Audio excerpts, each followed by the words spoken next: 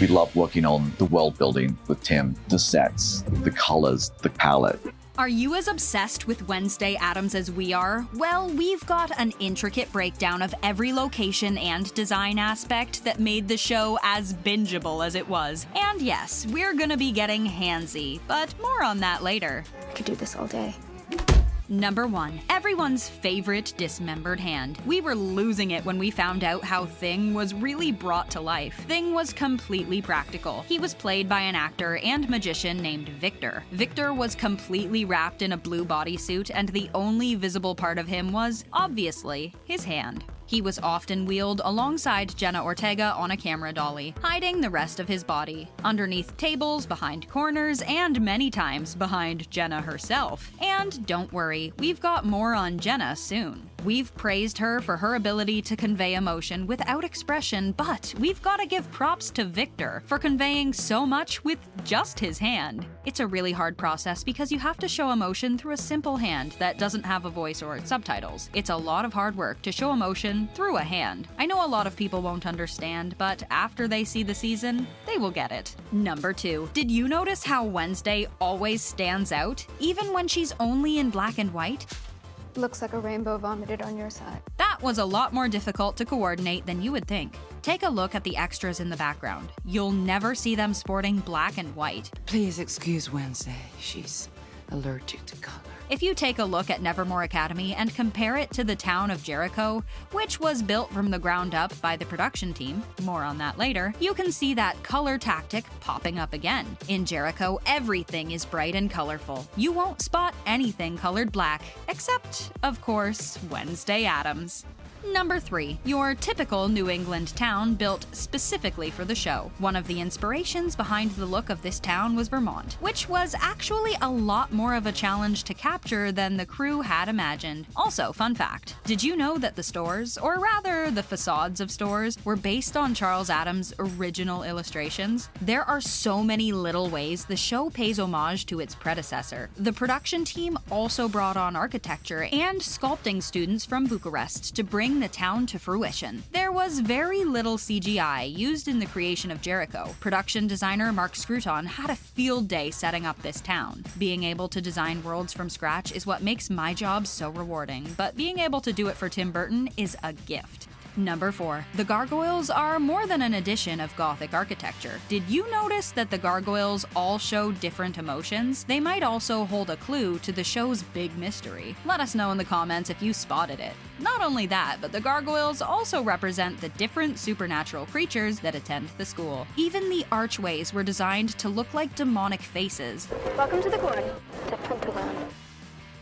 Number 5. One of the most unique aspects of the show is where it was filmed. You won't see a lot of media take place in Romania. All 8 episodes of the show were shot across 70 sets across 6 sound stages and several locations throughout Bucharest, Romania. One of the major locations used for the Nevermore exterior and aerial shots was Cantacuzino Castle. Mark Scruton envisioned a New England Gothic mansion as the setting for the eccentric school. Special effects were used to build on top of the roof to give it more of that classic Addams Family vibe. If you were to see this castle in real life, you'd realize that it looks a lot more inviting and way less spooky than it does on Wednesday. You will love Nevermore.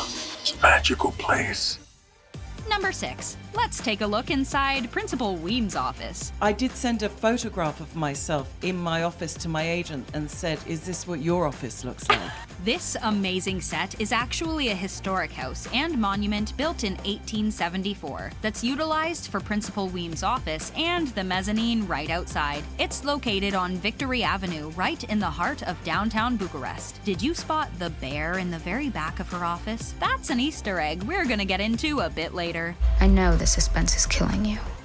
Number 7. Let's get more into Nevermore. This stunning castle is another historic landmark in Bucharest. The style is French, neo-Gothic, and was designed and built between 1911 and 1923. Some of its most telling features are the alluring staircase, the stained glass windows, the surrounding handrails, columns, and its bright red brick exterior. Number 8. A lot was built from scratch at Buftea Studios. We're talking about the entire town of Jericho, Pilgrim World, the Sheriff's House, and the Quad. It makes sense they would do so much there, as it's Eastern Europe's largest and longest film studio that's been active in cinema for over 60 years. They do everything from construction services to props, wardrobe, and post-production. Number 9. Also known as the Gates Mansion, this set can be described as a very, very old house out in the countryside. The production team did an entire rework of the house to make it Wednesday appropriate. We did extensive work to it, including building the double garage, a new entrance and driveway with the iron gates, and breaking down the whole interior to give it the correct abandoned house look. Number 10. There are so many hidden references in the series. Which ones were you able to pick up on? Did you notice the back wall in the Weathervane Cafe? There are a bunch of metal weather vanes screwed to the wall. They were designed to reference Tim Burton's other movies. Tim was always our first choice for the series Wednesday. Or that the stuffed bear in Principal Weem's office is a nod to the stuffed bear in the Addams Family house in the original show from the 1960s? What about the music? Did you notice the use of the harpsichord throughout the show? That's another nod to the music from the original Addams Family TV show. Number 11. Where the Black Cats took their well-deserved victory. For the record, I don't believe I'm better than everyone else, just that I'm better than you. This iconic competition was filmed across 2 lakes in Romania. We're going to state the obvious. Wednesday is chock full of Edgar Allan Poe references, from this lake competition to the Raven Dance. The story behind the Poe Cup, not only the fact it was filmed in the lakes that are called some of Romania's hidden treasures, but that it's an actual tradition dating back 125 years and named for Nevermore's most famous alumni. We couldn't think of a better setting for this competition to take place. Let the Poe Cup begin!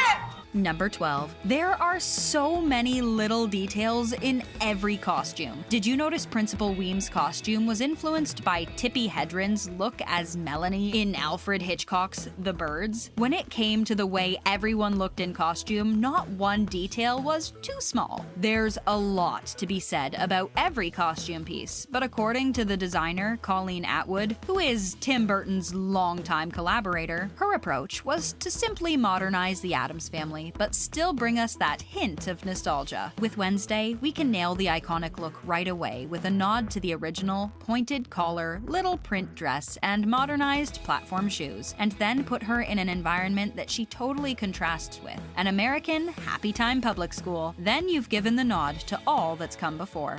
I wish you luck. We were definitely impressed with the attention to detail and incredible lack of CGI when it came to Wednesday. What did you think about the set design and all the little details we definitely missed our first time around? Give us your thoughts in the comments.